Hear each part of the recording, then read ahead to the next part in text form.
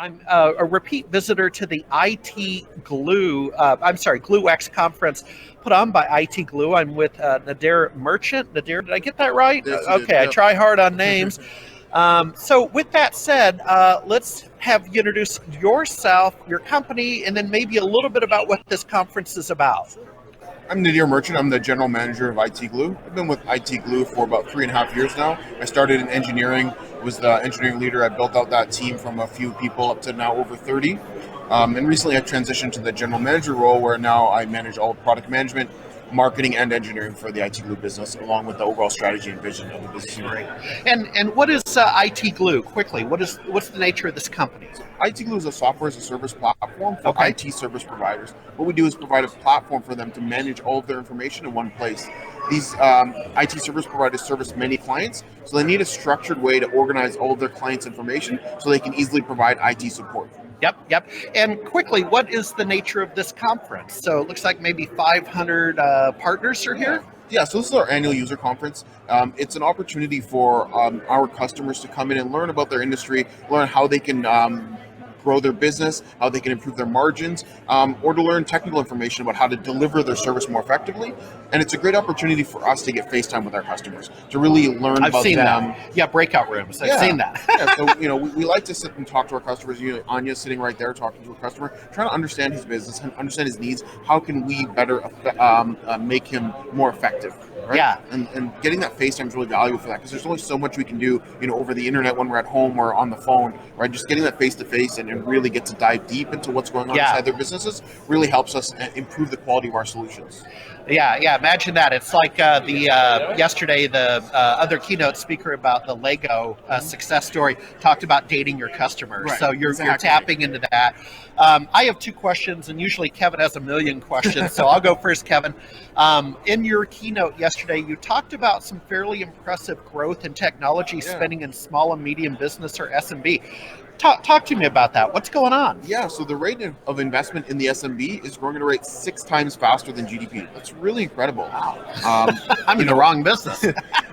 From 1992 to 2016, the enterprise invested in IT at a rate of 4 times faster than GDP. Right, and the way that technology tends to flow is the innovation and the best technology tends to be in the enterprise and flow down to the SMB. Yeah, I would agree. Because R&D is expensive, so the people with the big pockets get the tech first, and then it comes down. So, the SMB we look as lagging behind, but as they're lagging behind now, they're actually spending more to get there. And the most impressive kind of part of that stat that was really astounding to me is that window from 1992 to 2016. That includes the time when the personal computer really became prolific. Right? Yeah. They existed before 1992, but really it was during that time that they blew up. So the SMB is spending money, and the internet was also rolled out during that time. The SMB is spending money faster than the enterprise did during the rollout of the internet and the proliferation of the personal computer. So that's really incredible. That just goes to show the magnitude of investment that's happening in the SMB right now. Yeah. And the other stat, I'm going to mangle this one, but and so I'll let you fill in the blank. But you essentially said it's cheaper to sell to existing customers, and you gave a profitability index. Go. Yeah, so it's 92% cheaper to sell to existing clients. This is really important for any sort of recurring revenue business because customer acquisition cost or revenue acquisition cost is a huge driver of the financial success of those businesses. All right, because you're often spending more money than you get when you get initial sale, right? Because you're getting monthly recurring revenue, right? So if you're spending $1,000 to acquire a customer and you're only making $100 a month, it's going to take you 10 months to recover that revenue. Well, if you have to go out and find new customers, it's very expensive. You have that sales and marketing effort. Sales cycles are long. Whereas having a conversation with existing customer is easy. Just pick up the phone. Hey, Mr. Customer, how are you doing? Yeah. What's going on with your business? How can we help you better? Oh, did you know that we have this new service that's going to solve that problem that you were just complaining to me about, right? Yep. 92% cheaper. That's incredible. Yeah. Yeah. And I concur. Kevin, I know that's not a hard sell for you to understand. Not it's at all. Cheaper to sell to existing customers. Kevin, do you have any questions or comments you'd like to ask Nadir? Well, I wanted to validate what Nadir just shared because many organizations are investing a lot of money in cultivating more leads. And then they don't do such a great job of converting those leads into actual clients. But those steps that he just referred to, once you're beyond the generating the leads, you're beyond converting those into clients, you have that warm body of people in the fold already. And if you're cultivating those relationships, as he just mentioned, that's exactly what you should be doing in your company. And interestingly enough, over the years, many of the organizations that I've either worked with on a consulting basis or just had observation of growth that's been going on in the company, those companies that did the best job of cultivating relationships with already existing clients were the ones growing the fastest. So great stuff. If you would, Nadir, I'd love to have you touch on, you mentioned that in your sector, the investment in IT is 6 times that of GDP. And, you know, I'm taking note of the fact that 3 years ago, you started out in the organization as a engineering leader, and now you're the general manager of the company. Speak about opportunity in your sector, because you've been a huge beneficiary of that.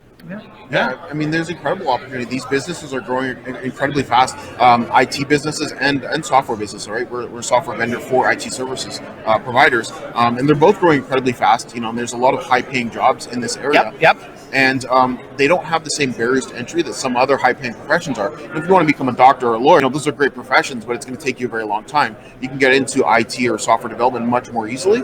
So there's a tremendous amount of opportunity. And anytime you see substantial growth in a business, that creates opportunity, right? Because to facilitate that growth, businesses get larger and they get more complex, and that requires new leaders. It requires new different types of roles. You see a lot more segmentation of roles. Early in the days, you know, when we were the 20-person company at ITLO, a lot of us wore multiple hats. We were doing 10 different jobs. And as you grow, those become 10 different people. And that creates opportunity for those people who come into that organization to fill in those gaps. Yeah, exactly. You mentioned lawyers. I would never recommend anybody become a lawyer. I come from a family of lawyers, and that's exactly why I'm in technology.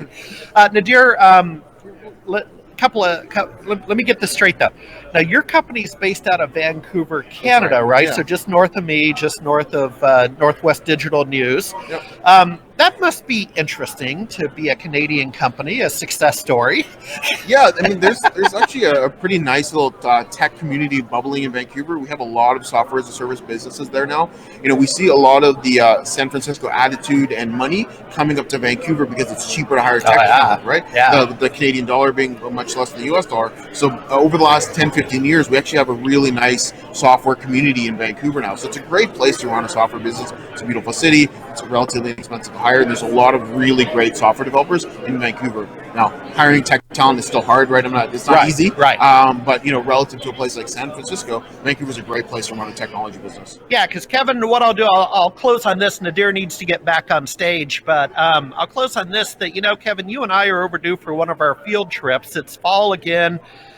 We got to get you back up to Seattle. Why don't we just go north up to Vancouver, BC this fall as part of our road trip, and maybe we can stop by and have a cup of coffee at their headquarters. We'd love to have you. We also have a pub in our headquarters. Whoa! You can have a beer if you'd like to upgrade some coffee. But yeah, you should definitely come by. All right, Nadir, thanks for your time. Thank you very much. All right, Kevin, thank you. Yeah, thanks to both of you, and we'll definitely take you up on that invite, Nadir, because we'd love to make a trip up to Vancouver, and perhaps we can make arrangements to do a live broadcast from there as well with you and your team. Yeah, exactly. Let's do another broadcast. Yeah, absolutely. That'd be great. All right, Kevin Hunter and Harry Brelsford here on Tech Tuesday. Special thanks to Nadir Merchant for joining us here on the broadcast. Thanks, everyone, for joining us. Till next time, take care.